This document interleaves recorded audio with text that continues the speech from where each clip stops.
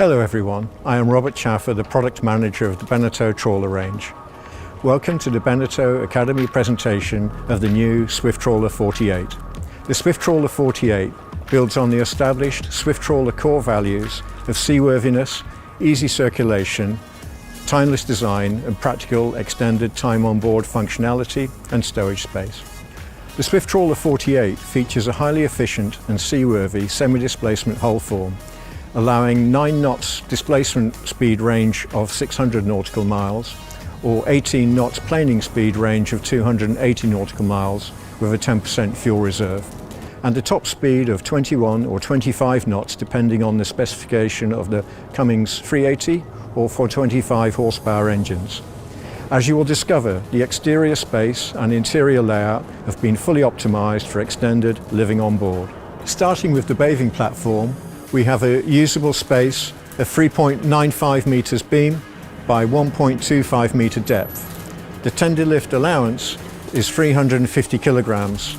The bathing platform features fold-away dinghy chocks with pad eyes, with a substantial bathing ladder featuring swimming pool handles to the starboard side.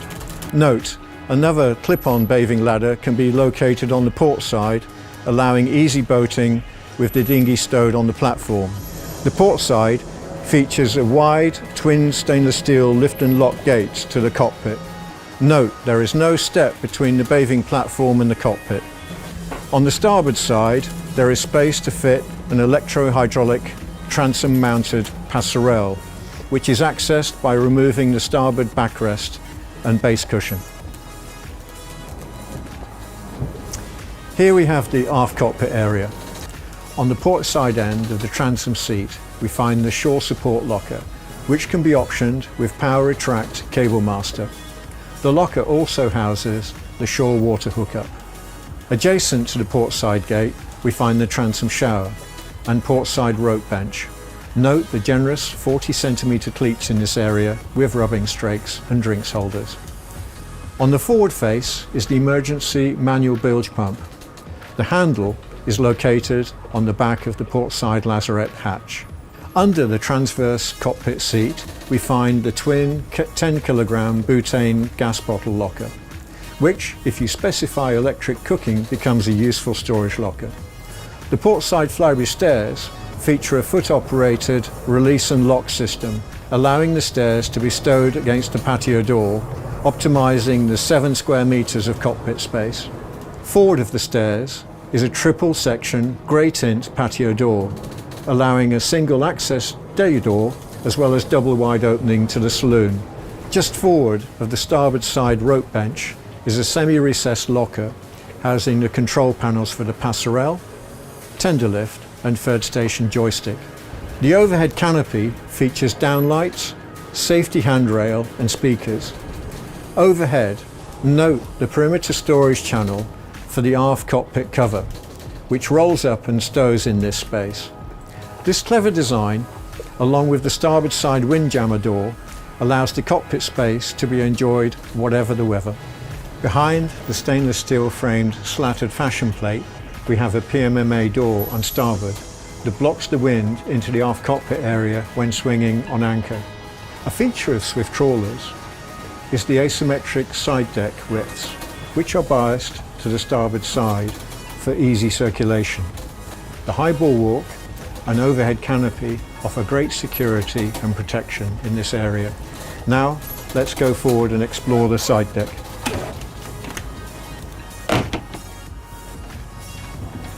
Moving forward, we have a locker for the water filler, then another for the port and starboard fuel fillers, with the deck wash outlet in the side deck step face, and finally black water discharge on the forward side deck. Before the side deck steps, we have a super wide starboard side door with multiple stop positions adjacent to the main helm. Opposite, there is a bulwark gate with fore and aft amidship spring cleats close to hand. This logical layout of all of the service points on starboard, in combination with the pilot's side door and bulwark gate, makes for easy and stress-free docking. A key point refined from many years of Swift Trawler client feedback. So on the foredeck, forward we find a 2.2 metre long by 1.65 metre wide sun pad with drinks holders and an easy to operate pull-up backrest, creating a lovely forward-facing seat to enjoy a sundowner in the evening. The foredeck working zone features a 2000 watt anchor winch with rope capstan and dual anchor stem heads with 40 centimetre cleats close to hand. The second stem head allows the client the flexibility to fit a second anchor and use the rope capstan. The mooring pack includes a 25 kilogram delta anchor with 85 meters of chain. The starboard anchor locker houses the wired remote winch control, and fenders can be stowed above the chain. Note the clever cutout in the hatch that allows the control to be used with the hatch closed. The step-through pulpit with wood step cum seat allows good access and visibility of the anchor during deployment and retrieval. Intelligent touches like this make life easier and safer on board. Up here on the flybridge, we have an overall area of 20 square meters. Starting port side aft is the hatch to the cockpit stairs with safety handrail. On starboard aft, we have over 5 square meters of space that can be used for sun lounges and stowage, etc. On the starboard side outboard of the safety rail, we have space for a life raft canister with pad-eye strap-down points. Forward of this area on starboard is the forward-facing transverse wet bar, which allows the chef to be in good communication with everyone seated forward. The wet bar features a GRP lid over a barbecue grill and sink with a 40-litre fridge and storage locker and waste bin underneath. On the inboard end of the wet bar is the standard boat radar mast. An alternative to the standard mast is the flybridge hardtop option, giving a large shaded area over the forward seating area and featuring a retractable electric sun top, giving an opening aperture of 4.7 square meters.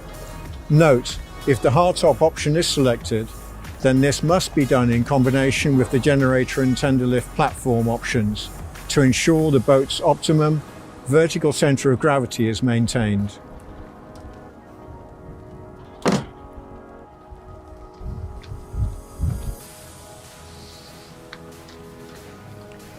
Forward of the wet bar, there is a generous opposing L-shaped seating area with a dining table that is 1.1 meters long by 1.2 meters wide when deployed, allowing up to 8 people around the table with the pilot seat rotated. The forward ends of these seats feature transform backrests, creating 3 forward-facing seats adjacent to the pilot seat, great for passage making. The central helm console features excellent all-round visibility with engine instruments, switchgear, and space for up to 2 MFD screens on autopilot, etc. The Cummins joystick and throttles are all arranged for easy docking. The pilot seat features a flip-up bolster, rotation, and slide adjustment. The saloon and main pilot station occupies a space of 18.5 meters overall. Coming through the patio doors on port side, we have a large L-shaped galley with Korean worktop. There is a full-height 255-litre fridge freezer adjacent to a gas hob and oven. The alternative is a 2-burner induction hob and a 40-litre multifunction microwave oven. Below this is a pots and pans drawer. Above the cutlery drawer is a rack for the sink infill, and under this is a magic corner unit to ensure maximum storage space. The cupboard underneath the sink houses the waste bin. This space can also be optioned with a dishwasher. Outboard, we have a generous overhead lockers and power points. On the starboard side, we find a sideboard servery unit adjacent to the patio door, and we have light switches above the servery unit. The aft cupboard features a bottle rack and can be configured with Villeroy Boch crockery racks and an illuminated glasses cupboard above. An ice maker can also be fitted here. In the forward cupboards, you can find the ship control web server and one of the saloon aircon units if fitted. In the ceiling above, note the safety handrail. On the port side forward saloon, the 2.35 metre long raised dinette features an 1100 centimetre by 67 centimetre dining table that can be doubled in size with the optional folding table and electric leg. This option also allows the pilot seat to rotate and join, making up to 7 to 8 place settings. Both the standard and upgrade tables can be lowered to make up a double berth, with a privacy curtain for extra guests on board. Outboard of the dinette is a large sliding opening window, which in combination with the helm door is great for cross ventilation. Forward of the dinette, on the dash top, is a large top entry locker that can be pre-fitted with the parts required for a 43-inch television. In this area you'll also find the plug sockets, light switches and audio controls. The aft end of the dinette features a large drawer which can be replaced by a 23-bottle chiller. Decor-wise, this boat's interior joinery is finished in Alpi oak with oak slatted doors and creme curtains all round. The joinery can also be available in Alpi teak. The main helm console features compass and helm indicator on driver centerline, engine instruments and switchgear. There is space for up to 2 12-inch MFD screens and autopilot. On the right-hand side of the steering wheel are the Lenco trim tabs, Cummins throttles and joystick. The optional Cummins joystick integrates the 170 kg force Schleitner variable speed control bow thruster with the engines. A separate 170 kg force stern thruster can also be specified. The position of these components, adjacent to the starboard side door, allow for easy docking and great situational awareness for the pilot. This can be further enhanced by adding the options of an aft docking camera and Clear Cruise Augmented Reality's 4-peak camera, which identifies targets around your course heading during navigation. Clever touches such as the foam recess with USB plug, drinks holder and thumb screws providing easy access to the underside of the helm console for service access all add to the professional functionality of this area. The comfortable pilot seat features armrests and a flip-up bolster. The pedestal leg features height, slide and rotational adjustment.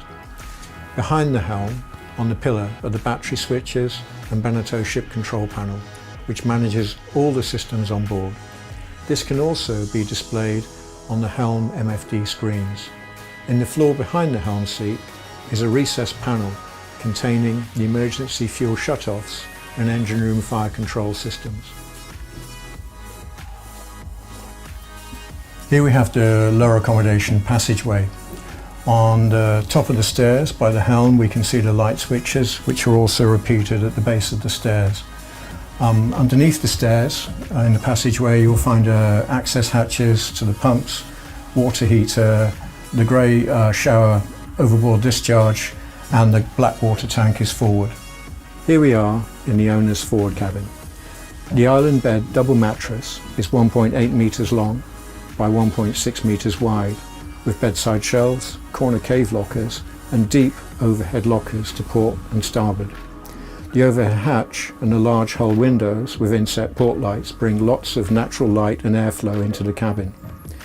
Port side aft is a 3/4 height wardrobe with space on the aft bulkhead for a 26-inch television.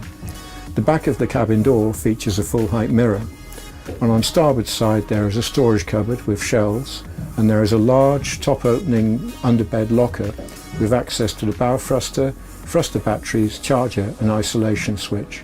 Finally, on starboard is the door to the ensuite bathroom.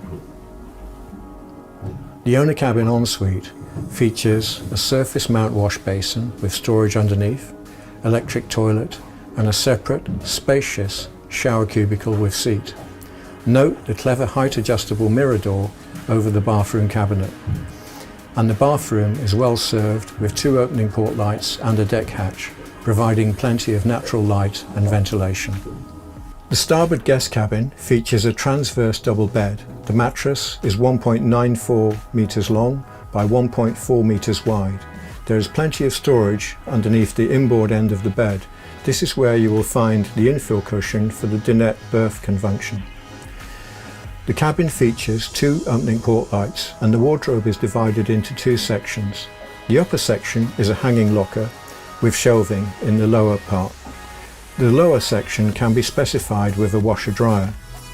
Outboard of the wardrobe are lockers for accessing the circuit breakers, battery breaker control and CAN bus systems. Across the aft transverse bulkhead are access hatches to the battery isolation switches and power distribution and fuses for the passerelle, tender lift and water maker. Here we are in the port guest cabin. We have a hull window with inset port light as well as a separate port light above. Below we have two single mattresses, 1.98 metres long by 75 centimetres wide, and a bedside locker with infill cushion, which can be stowed underneath the inboard berth to make up a large double.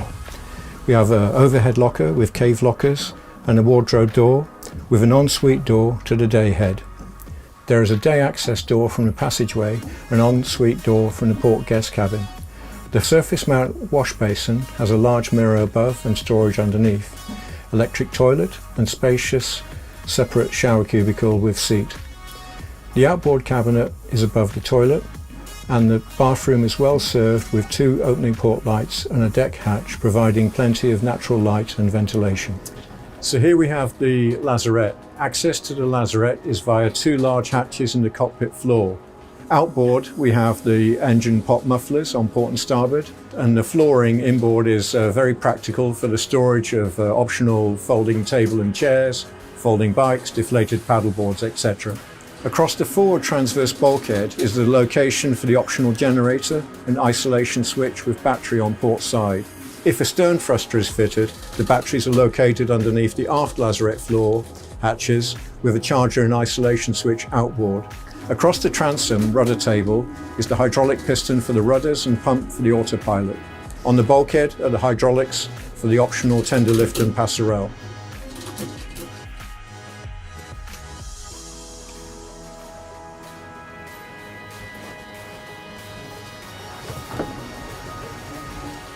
Here we have the engine room. The engine room is accessed from a large hatch in the galley floor, and the access ladder is demountable to create more space and access to the aft end. The engines we see here are the Cummins QSP 6.7 litre engines producing 380 metric horsepower. The upgrade option is 425 metric horsepower. The drivetrain is straight shafts through stern glands to the props and rudders. Starting forward, we have port and starboard fuel tanks of 965 litres each, a total of 1930 litres. On port and starboard aft are the 320 litre water tanks, 640 litres in total. The Cummins filters are located inboard either side of the seawater strainers on the aft bulkhead. Between the engines, underneath the central walkway, we have 2 times 12 volt 140 amp hour service batteries and 4 times 50 amp hour engine batteries. So in conclusion, here are the key points of this new Swift Trawler 48. We have a new entry-level Cummins engine, QSB 6.7 litre 380 horsepower. The helm station adjacent to the starboard side door with luxury pilot seat. A large U-shaped seat to port, convertible to double bed. Large aft galley with full height fridge freezer. Starboard side board with optional crockery storage. Owner cabin head with separate shower cubicle. Port guest cabin with infill mattress and ensuite door. Port guest day head with separate shower cubicle. An optional 350 kilogram safe working load tender lift platform and flybridge T-top. Thank you very much for watching this presentation. I hope you found it informative, and we hope to see you on the water soon.